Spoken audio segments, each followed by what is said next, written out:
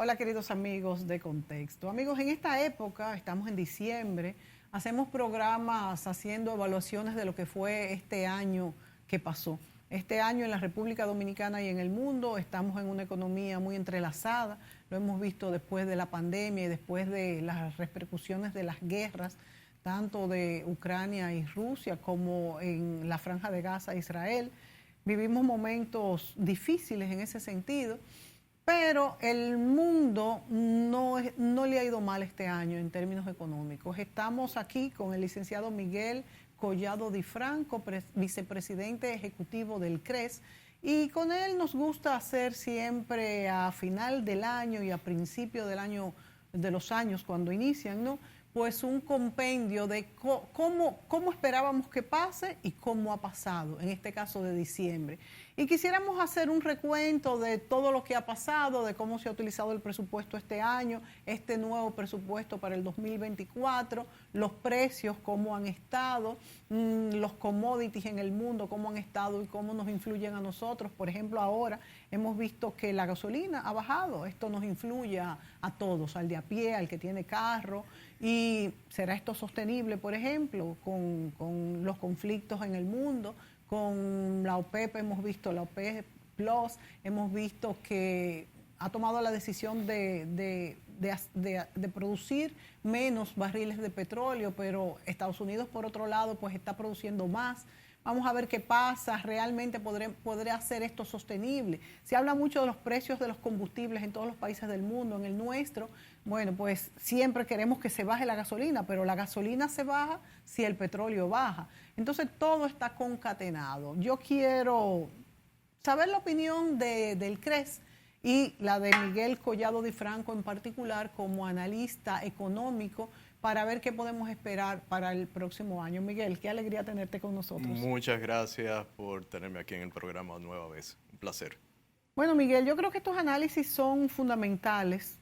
Ustedes lo hacen todo el tiempo en el CRES, no solamente a final del año, sino, me imagino, no sé con qué frecuencia se hacen estos análisis económicos, lo hacen también los empresarios o los políticos. Tenemos que estar monitoreando nuestra economía para poder tener las riendas.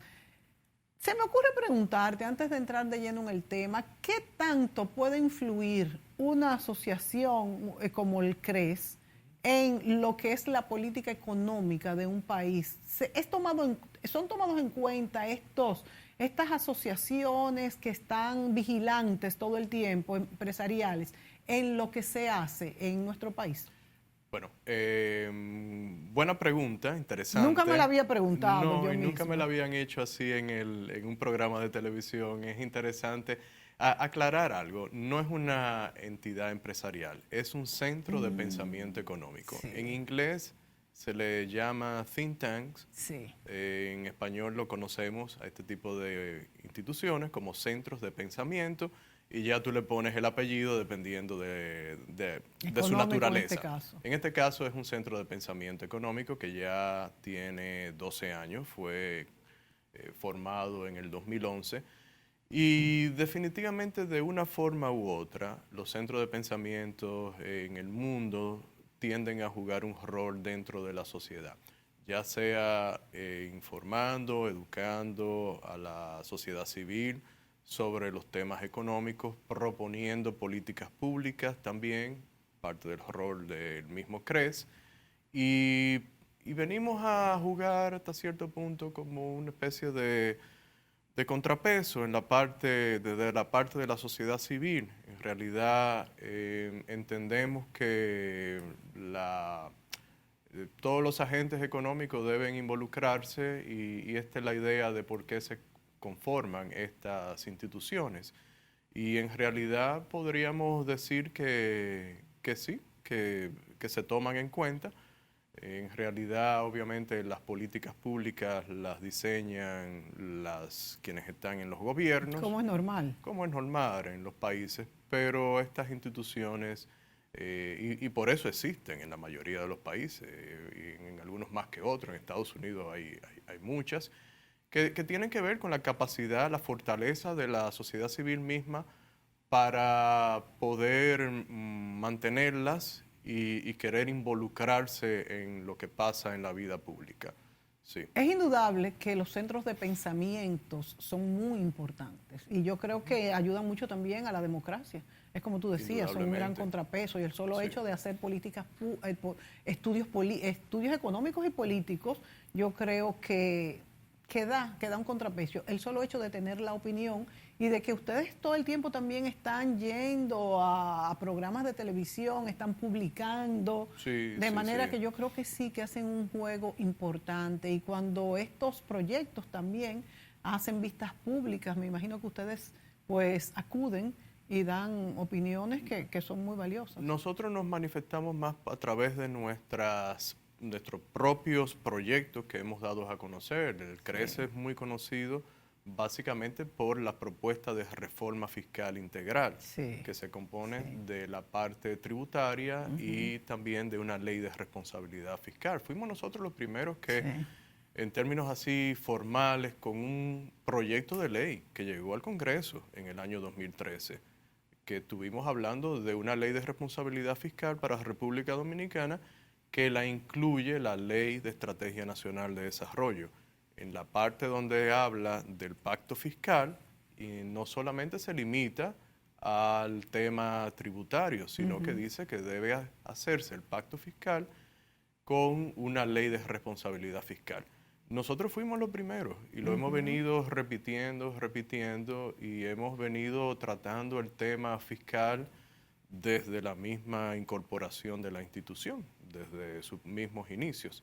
Entonces, lo hacemos así, también divulgamos las otras reformas estructurales. A veces no necesariamente es que hemos hecho un proyecto, un diseño, pero sí presentamos, o sea, un diseño acabado en ese sentido, como un proyecto de ley, pero sí los lineamientos de reformas que entendemos deben hacerse, reformas estructurales que deben hacerse en República Dominicana. La misión del CRES es lograr que República Dominicana sea una economía más próspera, basada en la libertad económica y la ética de trabajo. Muy importante la parte de la ética de trabajo. Creemos en una sociedad en la que los individuos, hombres y mujeres, puedan desarrollar sus capacidades, insertarse, como se dice, en un mercado laboral o emprendiendo con iniciativas propias, pero no tanto con la dependencia precisamente de las finanzas públicas, que es lo que te acarrea los endeudamientos públicos y que es algo preocupante en República Dominicana por los niveles que ha alcanzado. Indudablemente las reformas siempre deben ser estructurales y esto es lo que propone la CRES y como tú muy bien dices, desde el inicio que comenzaste a venir a este programa y entre puntos, has hablado de lo que sería una reforma fiscal integral. Cuando hablamos de reformas fiscales en nuestro país, no sé en otros, pero creo que en todos, las personas toman miedo porque muchas veces significa pagar más. Tú has explicado que no necesariamente es pagar más, sino pagar mejor. O sea, cómo pudiera distribuirse, aunque siempre va a tocar un poquito a cada uno, cómo pudiera distribuirse una reforma fiscal entre los que pagan y qué hacer, por supuesto, con este dinero. ¿Cuándo tú crees que sería un momento oportuno para el gobierno de turno de hacer una reforma fiscal? Este periodo del presidente Luis Abinader no era propicio, se sabe que hubiese sido imposible, entró con una pandemia, luego con los mismos disturbios internacionales de guerra.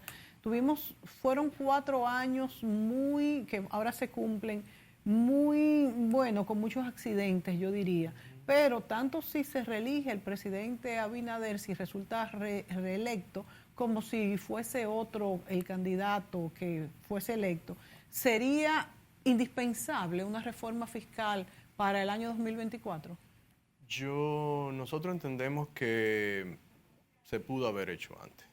De hecho, se pudo haber hecho en el 21, cuando por ahí circuló unos lineamientos para Acuérdate una que reforma. que hubo un gran levantamiento de la población cuando se quisieron tocar algunos impuestos. Fíjate, cuando tú estás convencido como autoridad de qué es lo que conviene, cuando digo conviene en este caso, para nosotros una reforma como la que venimos proponiendo, que no es una reforma fiscalista. Cuando tú lanzas, como se filtró en los medios, o en la población, lo que sea, o vámonos un poquito para atrás, cuando en el 2020 se le introdujeron al presupuesto del 2021 una serie de medidas de corte fiscalista en la parte tributaria. Ahí, bueno, hubo protestas, obviamente, o sea, eso se sintió mal. En medio de una pandemia, las autoridades quieren recaudar más, no importa cómo. Eso está mal, eso no lo vemos bien. Ahora, si tú vas a hacer una reforma tributaria, estamos concentrando en la parte tributaria, que reduzca costos en República Dominicana, los emprendedores, ¿de qué es lo que más se quejan cuando le hacen una encuesta? Son 5 temas. Primero, ¿cuánto cuesta tributar? No voy en ese orden, pero permanezco en los 5. ¿Cuánto cuesta tributar en términos de las tasas? En términos de las tasas. Pero también, no del manejo tributario. Ese es otro elemento. Que es un costo muy alto. Que es un costo alto. Y mucho más para las microempresas. Correcto. O sea, el emprendedor debería estar enfocado ¿en qué? En producir. En hacer, correcto. No en pagar impuestos. Generar bienes y servicios, como tú dices, producir para la sociedad. Eso es lo que agrega valor, lo que genera riqueza en toda sociedad. No estar dedicado muchos días del mes a estar pendiente de cuáles son sus obligaciones con el fisco. Entonces, una propuesta que vaya por el lado de reducir tasas impositivas y ampliando bases y entonces ir eliminando los incentivos que existen en República Dominicana, que son altos, para la informalidad, que es muy alta, y obviamente la evasión y los incentivos que existen para la elusión. Entonces, por ahí es que debe andar una reforma tributaria en República Dominicana. Bajar impuestos y ampliar tasas. Y ampliar bases. Y ampliar bases. Y, o sea, quizás el ITEVI ponerlo universal. El ITEVI ampliarlo en los bienes es la propuesta de nosotros. Pero ustedes dejar también, exentos algunos como las medicinas, por ejemplo. Y la educación, que tú me has dicho que no la van a dejar en el plan de ustedes. No está exento, la educación debería estar exenta. Sí, los servicios, la mayoría no se... Ya la base está bastante extendida, se aumentaría, se abarcarían algunos, pero el sistema tributario actual tiene muchas distorsiones que se han ido agregando desde que surgió el Código Tributario en 1992. Y las propuestas o las medidas que se han implementado, lo que han hecho es irlo distorsionando el sistema tributario. ¿Por ejemplo? Porque, bueno, tú tienes un impuesto al ahorro en un país donde tú necesitas, en cualquier país, tú necesitas mayor inversión. Claro. Entonces, en un país donde todavía tienes tasas bajas de ahorro, lo cual necesitan más inversión, pues tienes un impuesto a las transferencias que le llamamos los cheques, que es la transferencia. Que creo que era temporal, transitorio, correcto. Y bueno, sigue ahí. Eso es un desincentivo para la misma formalización, la misma bancarización. Todo el mundo prefiere hacer un depósito en efectivo y mucho menos si tú recibes una transferencia de mucho dinero. Tienes muchísimos impuestos selectivos en República Dominicana que son totalmente anacrónicos, en una época en que se pensaba que tener un aire acondicionado era un bien de lujo, en el Caribe, en el trópico. Tienes impuestos, selectivos, algo tan absurdo como que somos un país que tiene riesgos climáticos muy obvios. Sí, muy obvios en estos últimos Y el seguro, los seguros tienen un selectivo, como si fuesen un bien de lujo. Wow. Entonces, esas son distorsiones. Los seguros son impagables en este país, por ejemplo, en cuestiones climáticas o terremotos, eso es impagable. Cualquier seguro que tú contrates, vas a pagar un selectivo.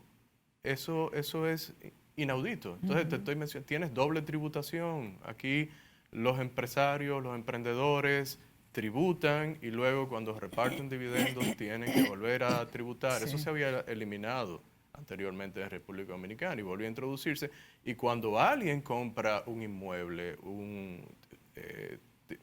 tiene un activo, República Dominicana, el impuesto no considera la deuda.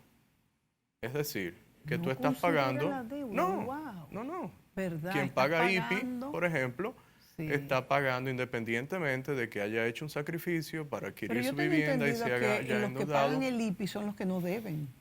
Ya Los que no, no deben. los que no deben. El que toma un préstamo también paga el impuesto de IPI. Sí, eso no se considera. Solamente se considera el valor del activo. Entonces, no es un impuesto, se le llama impuesto al patrimonio, se clasifica así Sí. dentro de las partidas que se contemplan en República Dominicana de impuestos, pero no es un impuesto Y al antes patrimonio. era así, eso se cambió, porque antes si tú debías en el Que yo banco recuerdo, todavía... que yo recuerdo ha sido así siempre, pero por lo menos es el que tenemos y es algo que quisiéramos cambiar. Sí. Y contemplar que solamente sea la parte Claro. estrictamente del patrimonio. Si tú No, vas a porque pagar un si lo impuesto, debes no es patrimonio. no, tendrías que restarle Claro. la parte del pasivo para llegar al neto. Claro. Pero no, si tú tienes un activo por el que te vale, no sé, 3 millones de pesos, pero tienes una deuda de 2,5. Claro, no tienes ningún patrimonio todavía. Tienes, bueno, 500,000 pesos de Sí. patrimonio, pero estás pagando sobre los 3, Sí. por decir algo. Claro, eso se va agregando y hay un monto a partir del cual se paga el IPI, quiero decir. Sí. Pero es un ejemplo de que hay muchas distorsiones en el sistema tributario de República Dominicana, sin contar las tasas. República Dominicana tiene una tasa de 27% de impuestos sobre la renta a las empresas, Sí. tiene una tasa máxima a las personas de 25%. Entonces, la idea es bajarla si queremos ser más competitivos en términos internacionales. Hay países que pagan 15, 20, el promedio de los países más ricos ahora mismo es alrededor de 21, 22%. es En el impuesto corporativo, y nosotros estamos en 27%, con todos los problemas que tenemos de todavía institucionales, de la seguridad jurídica, de costos laborales no salariales altos, de transporte que tenemos uno de los costos más altos en toda América Latina, de los hidrocarburos que también tienen gravámenes y también tasas o márgenes que se fijan por ley, el tema de la electricidad que hay que autogenerar, en fin, cuando tú Y empiezas que ha a subido agregar... muchísimo. Estos 2 últimos años la electricidad a mí me ha subido Hubo 4 veces lo hubo que un yo... ajuste de tarifa que se interrumpió Pero en un yo momento, no sé qué fue lo que se pero, interrumpió, porque yo pago 4 veces lo que yo pagaba antes. Bueno, No habría entiendo. que chequear el consumo que te están evaluando, habría que verlo es por kilo Sí. también, pero el Si van tema a subirlo más de eso, entonces uno tendrá que apagar las luces, las pocas luces que uno prende. con un tema de mala calidad y que lo estamos pagando porque es un tema recurrente que siempre lo mencionamos, el tema del subsidio, las transferencias a las distribuidoras O de sea que ni electricidad. siquiera hemos podido quitar ese subsidio y ya No, estamos pagando una no. electricidad excesivamente alta. No sé, 1.500 en el millones de momento... dólares al Ahora, en año, el más o momento menos. que ese subsidio se elimine, que tiene que pasar, entonces, ¿cuánto pagará uno de luz? Es mi pregunta. El tema aquí, el tema es organizarnos en el sentido de que debemos de acostumbrarnos a tener un servicio de calidad constante, así como uno lo tiene con las telefónicas, por ejemplo, que cuando ha habido un fallo en una, es una noticia, Sí. porque No es lo ha pasado, no normal. es lo normal, aquí ya los apagones en muchas ocasiones constituyen la norma. El subsidio debería irse desmontando, pero bajo el esquema de EDES politizadas, dependiendo de la clase política, dependiendo fácilmente del Estado, pues no será fácil. Ahí hay que hacer una reforma para transferir la administración y esos activos a miembros de la sociedad civil, entiéndase a privados, Este a gobierno través de ha una sido... licitación internacional clara. Este gobierno ha sido un abanderado de las APP, o sea que de las alianzas público-privadas. ¿Tú abogas por esto en el sector eléctrico? Yo abogo, Porque también acuérdate que hay plantas aquí de privados que se ganan, que tienen todas las de ganar versus otras que son del Estado que no tienen estas ventajas. Tú te refieres, vamos, una cosa, habría que ver qué tipo de contratos se han hecho en el pasado y se supone que estamos en una transición que iniciamos en el 2020 hacia una República Dominicana más transparente y mejor organizada, aunque vamos tal vez no al ritmo que uno quisiéramos, pero se dan avances. Sí soy partidario de la participación de los privados en la provisión de de los energía. servicios públicos, totalmente, porque en realidad la mayoría de los servicios llamados públicos, si tú te vas a la historia de la humanidad, eran de los privados y fueron Sí, tomados sí. por la clase política.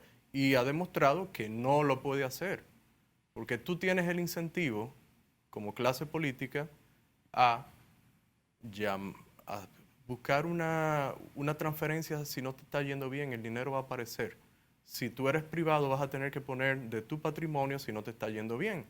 Entonces siempre va a pagar el público, que no es más que el contribuyente. Y A eso mí se ha lo que me da demostrado en la miedo, historia de la Miguel, República Dominicana. de estas historias de la electricidad es que a pesar de ser privadas, han tenido tentáculos en lo público y han sido beneficiados con contratos más allá de lo justo, quizás en algunos casos ha pasado en cuestión de energía en nuestro país, y eso es lo que me preocupa. Bueno, se pone el ejemplo de cuando se hizo la capitalización, pero la capitalización no fue bien llevada, no fue bien administrada y venía con unos problemas de origen que se relacionan con esos que acabas de comentar. Habían unos contratos que beneficiaban mucho a los generadores Exacto. que venían, pero eso, o sea, eso lo traemos de los 90, lo Sí, sí, traíamos de sí, los 90, sí, de los 80 en ese sí. momento. Entonces, la CDE que manejaba esos contratos tenía que pagarlos con una electricidad, unas ventajas muy, muy altas en términos del costo del kilovatio hora, a cómo se le compraba. Entonces, eso fue un problema en ese sentido. Otro De fue, hecho, por eso no querían a Punta Catalina. bueno, viniendo al Ujú, presente, ujú. hay un pasado reciente oscuro en ese sentido, pero es administración pública, Sí, construido sí. por el Estado. Ujú. Entonces, vamos a decir que históricamente sí se ha prestado a muchas cosas el sector eléctrico en la parte de generación, con esos contratos que mencionaba anteriormente, y ya tú ves, y la construcción de esas plantas recientemente. Entonces, yo no tengo miedo si se hacen las cosas ordenadamente, con licitaciones transparentes, bien llevadas, internacionales. Ahora, ahí viene el rol de la sociedad civil, Sí, sí. estar vigilante, pero mientras sigamos con el mismo Y el esquema rol inclusive del CRES, de toda la sociedad sí, civil, que por eso es que es definitivamente. importante. Sí. Miguel, tú hablas y has dicho que desde el principio la reforma fiscal integral era uno de los targets, de sus nortes del CRES. Y has hablado desde que comenzamos el programa y en otros programas también sobre cómo hacer una reforma fiscal integral que baje costos. Al final, esta reforma fiscal integral que baje costos que ustedes proponen, ¿cuánto más recaudaría el gobierno así a vuelo de pájaro para que sea beneficiosa para el presupuesto nacional? Sí, mira, la reforma, primero déjame un paso atrás, hay dos formas de hacer, hay dos Sí. maneras de hacer estas reformas tributarias. O hacerla como se hizo en el año 2012, con la ley 253-12, que se implementó en el 2013, Sí. que subió la presión tributaria alrededor de un punto, y ya al tercer año teníamos la misma presión tributaria con la que se empezó el proceso, es decir, la misma presión tributaria del 2012. ¿Por qué? ¿Por qué? Porque no es sostenible en el tiempo. O sea, tú puedes ir en términos nominal, en términos de tu flujo de dinero que te entra, sí te puede ir incrementándose, pero en términos relativos con relación a la economía, no crece mucho. ¿Por qué? Porque tú estás penalizando a los agentes económicos. Sí. No estás creando los incentivos, y cuando digo incentivo aquí no es dar algo, sino es las señales de que esta República Dominicana es un país donde se están haciendo las cosas para que venga más inversión extranjera directa o la misma inversión local, por supuesto. Claro. Entonces, en términos tributarios, eso es muy importante. Y los agentes económicos aprenden, son seres humanos que van a aprender que cuando tú creas unas distorsiones en el sistema tributario, pues van a buscar la manera de tratar de defenderse de ellas, por decirlo de una forma. Es clarísimo. No es porque los dominicanos sean así, es porque sucede en toda parte del mundo. Entonces tú distorsionas, creas un sistema tributario con tasas más altas, más figuras impositivas, pues vas a tener un impulso inicial que luego se va a ir cayendo. Entonces la otra alternativa es algo que sea sostenible en el tiempo y que tanto le preocupa a mucha gente el tema de la presión tributaria, pues se incremente por lo menos 1,5 puntos para iniciar, podría ser hasta más, pero eso se pueda sostener, es la diferencia.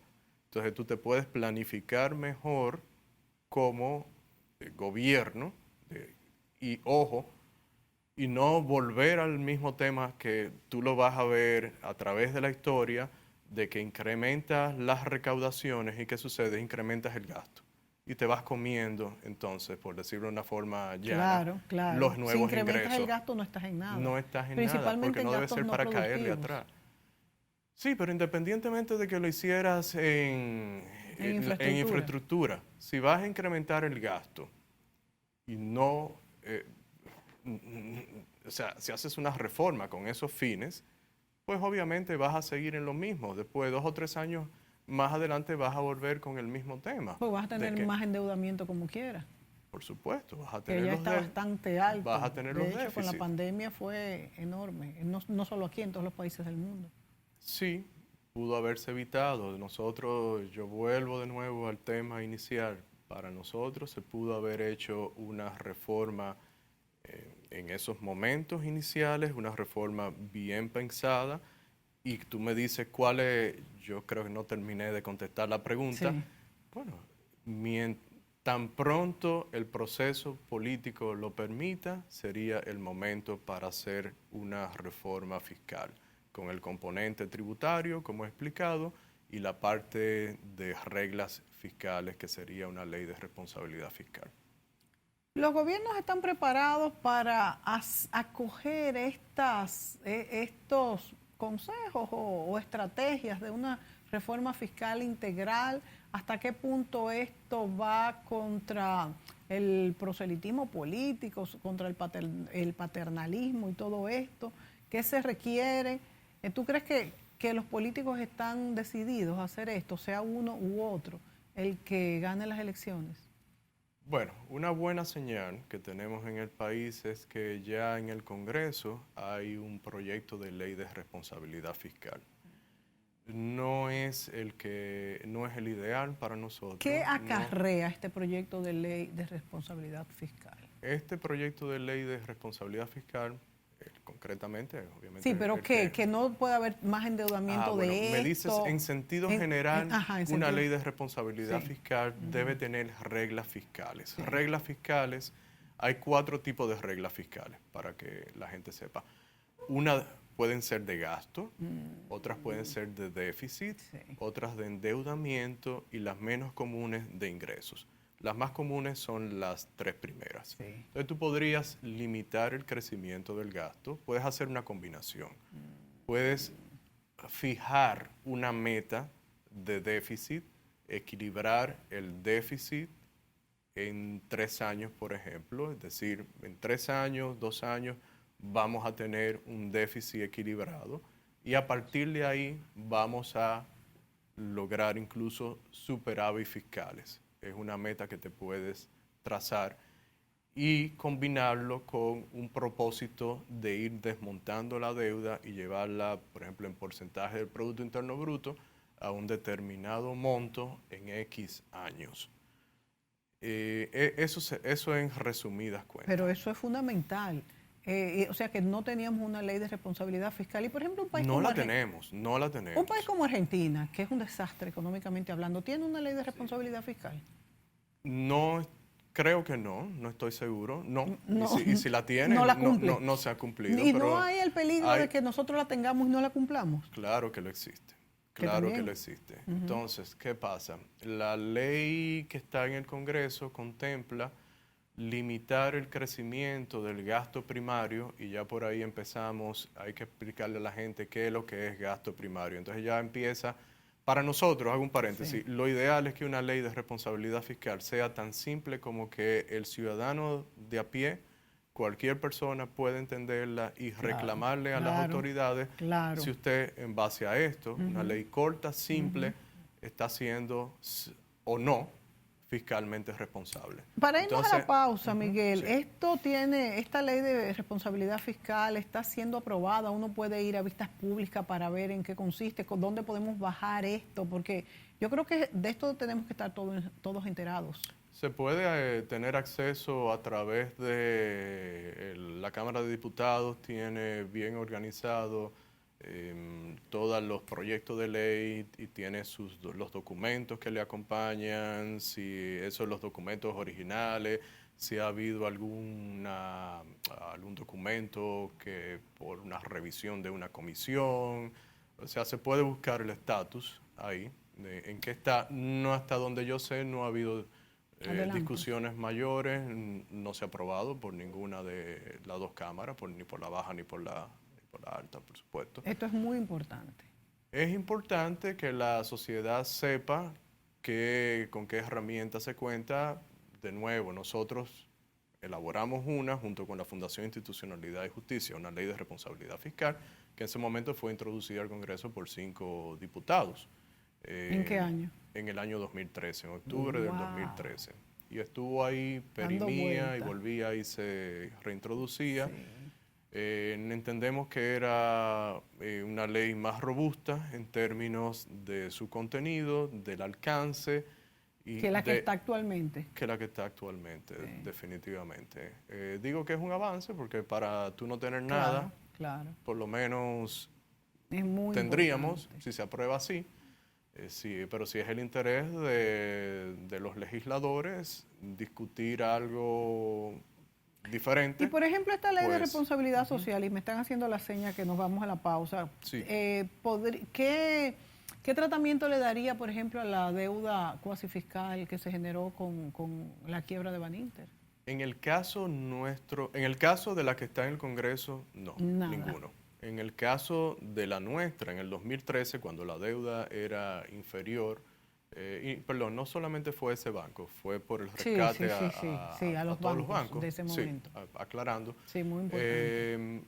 Te iba a decir, en realidad nosotros lo que proponíamos era, y bueno, todavía está ahí, es ir capitalizando al Banco Central a través de transferencias del gobierno desde un fondo de estabilidad y sostenibilidad fiscal que se alimentaría con ingresos extraordinarios. Por ejemplo, el contrato de Aerodón, 775 millones de dólares adicionales.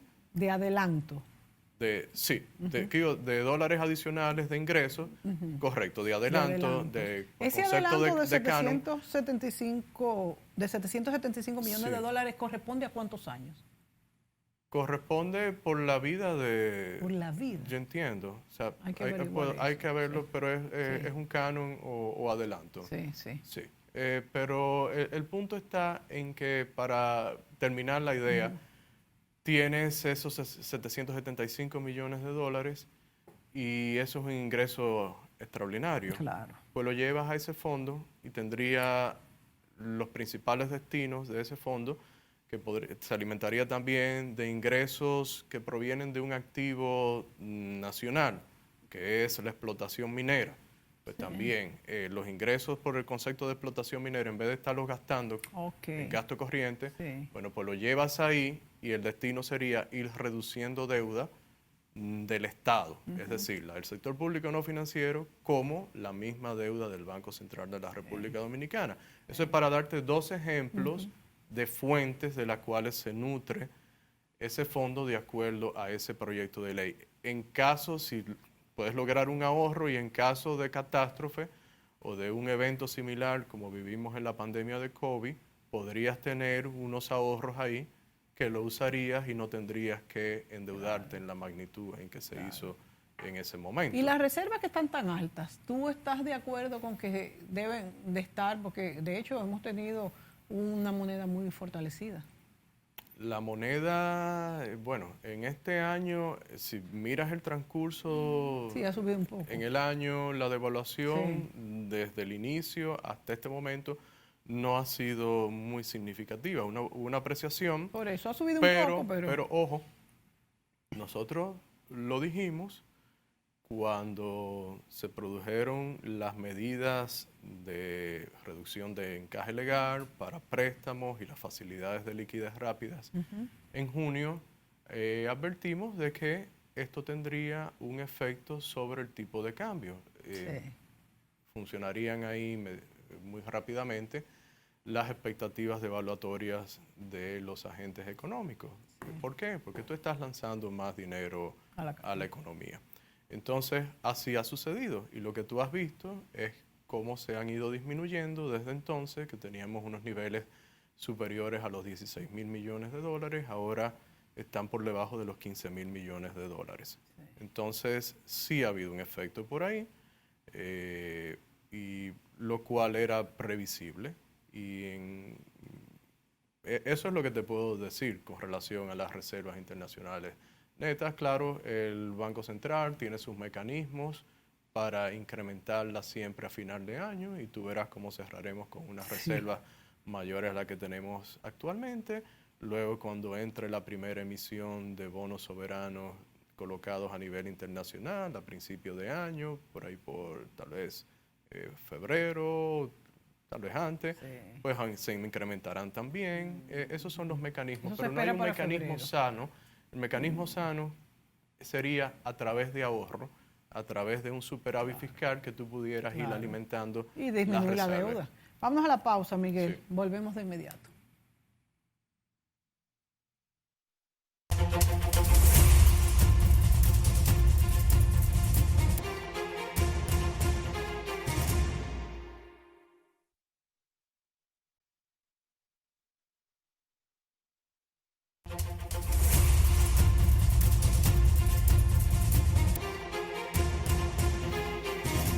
Miguel Collado Di Franco nos acompaña en este programa hablando sobre expectativas económicas en el país y en el mundo.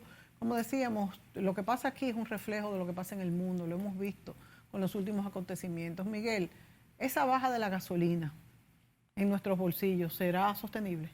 ¿Qué va a pasar con el petróleo? Estados Unidos produciendo más, la OPEP Plus menos. Brasil también dijo que se une a la OPEP Plus, oí ahí, pero va a reducir o será una espectadora. ¿Cómo ves el mercado internacional? Vi que el mercado subió también, el empleo en Estados Unidos está bien alto, las remesas entonces quiere decir que están llegando bien, el turismo. Háblame un poquito de cómo. Mira, la situación internacional casi siempre va a estar determinada por lo que suceda en Estados Unidos. Entonces, vamos a empezar por ahí. La Reserva Federal ya ha dado señales de que va a anticipar la bajada de tipos de interés, es decir, de la tasa de política monetaria. Porque bajó la inflación. En el año próximo. Porque la inflación podría converger a los niveles que ellos esperan del 2%, aunque esto no sería obviamente en el año próximo, pero de acuerdo a lo que ellos están viendo, esa es una manera de justificar el porqué la decisión. Por otro lado, tú sabes que Estados Unidos se ha estado endeudando a unos niveles muy importantes y el costo de la deuda, pues obviamente se ha incrementado para todos los países, para Estados Unidos, para nosotros, para todos. En estos momentos estamos pagando unos niveles más alto que hace unos meses atrás. Acordémonos que años atrás estaba en cero. La tasa de Estados Unidos. política monetaria estaba entre 0 y 0,25, Sí. ahora la tasa de política monetaria está entre 5,25 y 5,50. Muchísimo. Ha sido, sí, mucho. Es un año electoral en Estados Unidos que para quien crea que los bancos centrales son independientes, en realidad ni siquiera la Reserva Federal de Estados Unidos podría uno considerar que es independiente. Y la Reserva Federal teme, como temería cualquier banco central, después de haber subido de prácticamente cero, como decías, a 5,50, que haya una recesión por los efectos de este mismo encarecimiento de los tipos de interés y el efecto que tiene sobre las limitaciones en el crédito, principalmente. Entonces, es muy probable que la Reserva Federal empiece a hacer este cambio de política, como ya uno intuye por la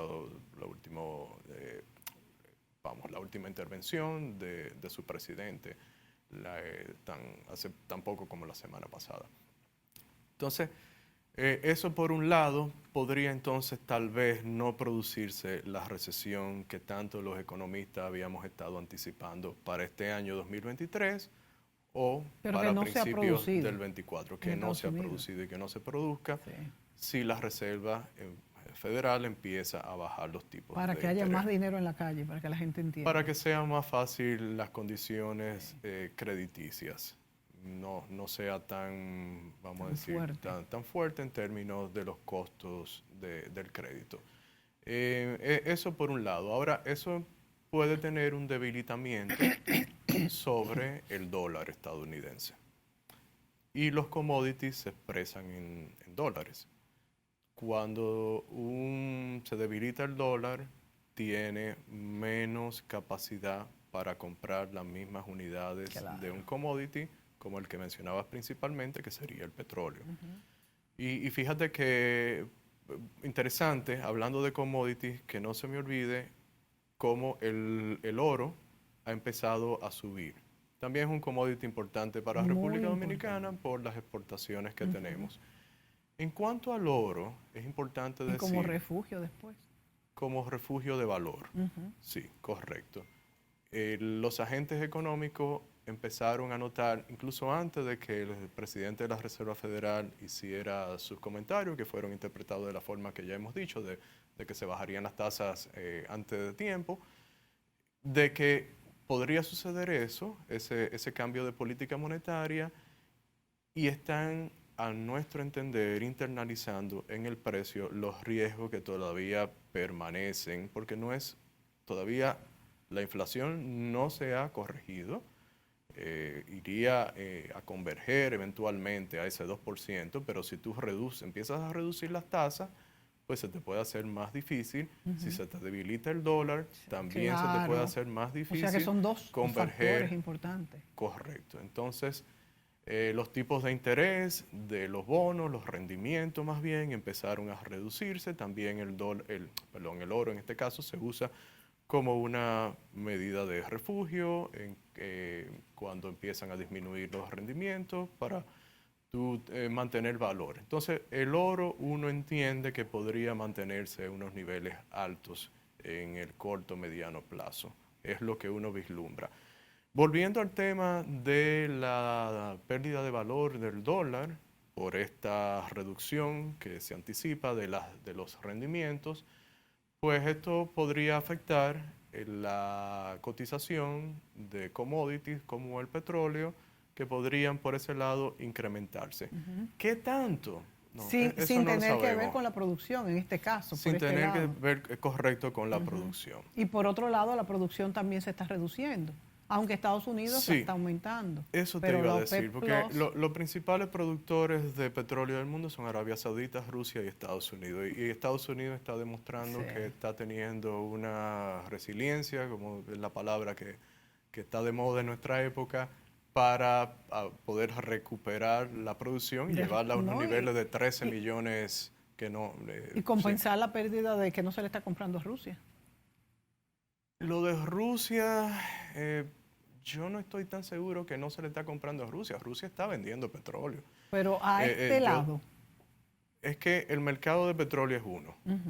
No Eso importa, es verdad, no importa a dónde claro, vaya. claro. No importa a dónde Se reparte vaya. y el precio se equivale. Sí, Correcto. sí. Tú vas a comprarle a Rusia, le vas a Claro. comprar a, yo que sé, a Irán, le vas a comprar a Estados Unidos, a Canadá, a quien sea, pero al fin y al cabo es el mismo mercado global. Y obviamente eso tendrá a llevar el precio total, un precio de equilibrio. Entonces, Rusia no ha dejado de vender en el mundo. Las sanciones, yo era de los escépticos de que eso fueran a funcionar. Estados Unidos está vendiendo más. El impacto de OPEP muchas veces son señales que tienen una incidencia, pero el impacto en el volumen a veces no es tan grande como para tener una incidencia tan significativa en los precios. Entonces, por el lado de la oferta, yo creo que hay bastante oferta todavía. Por el lado de los riesgos en Medio Oriente, sí, en estos días se empieza a notar algo en el transporte de los buques en esa zona, buques afectados por ataques.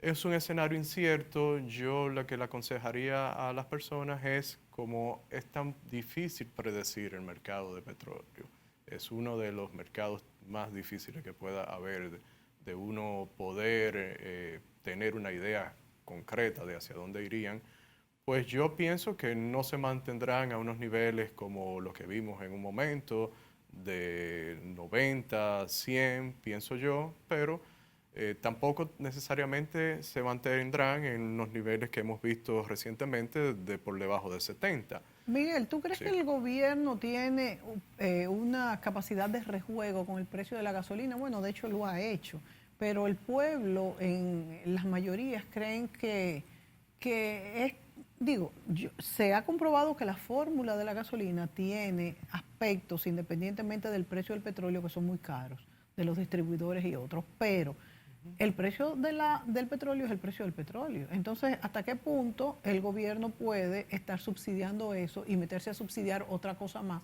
cuando el endeudamiento es enorme? Bueno, esa es una pregunta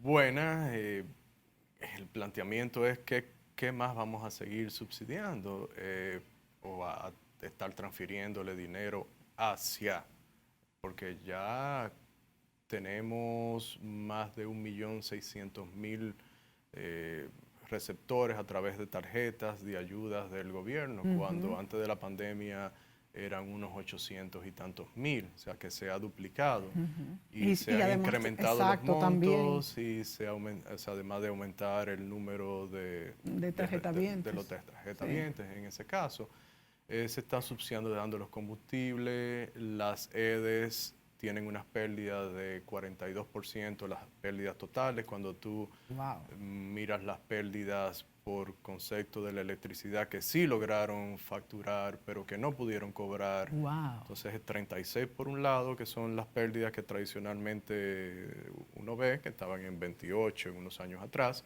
ahora están en 36, más le agrega ese otro 6 y tanto por ciento. O sea que son se supera el subsidio por 42%, ahí van 1.500 millones.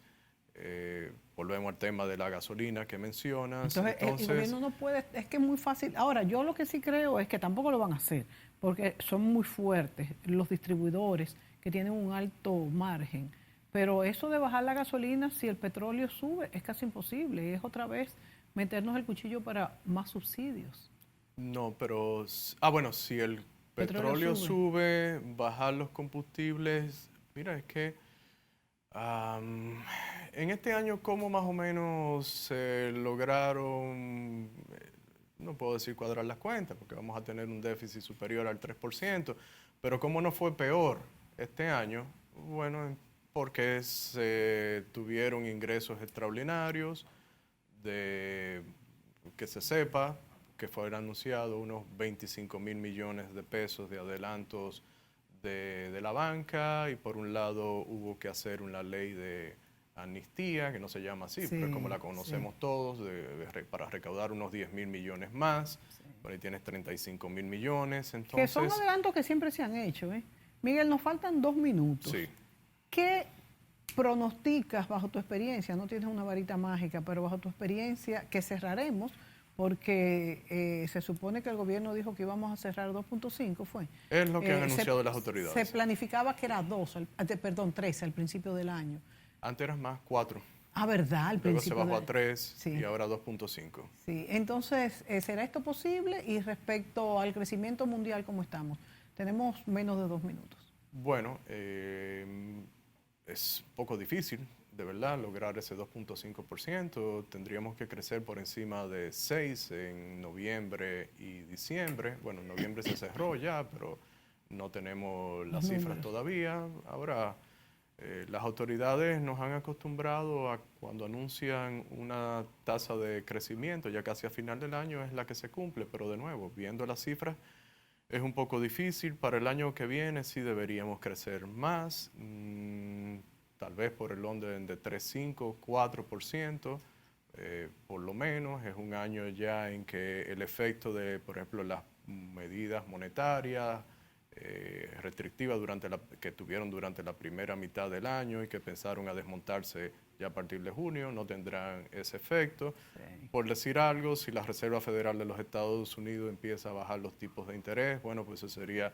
Se un reflejaría. factor, pero lo más importante para mí es que volvamos a algo que decíamos al principio de esta conversación, y es las reformas estructurales que son necesarias para lograr no ese crecimiento que vemos de año a año, sino para desarrollo de República Dominicana y que la gente lo sienta en las oportunidades de empleos productivos con mayores ingresos. Eso es lo que necesita República Dominicana. Miguel, para el próximo año, para enero, vamos a invitarte para que veamos el crecimiento del país respecto a la región, América Latina y el mundo, y qué se pronostica ya con números en la mano que podremos esperar para este 2024. Muchas gracias, Bien. Miguel, por Gracias estar por la aquí. invitación. Muchas felicidades Igualmente. para este fin de año, para estas Navidades, y para ustedes, amigos, lo mismo. Disfrute y tómese unos días de vacaciones. Hasta la próxima.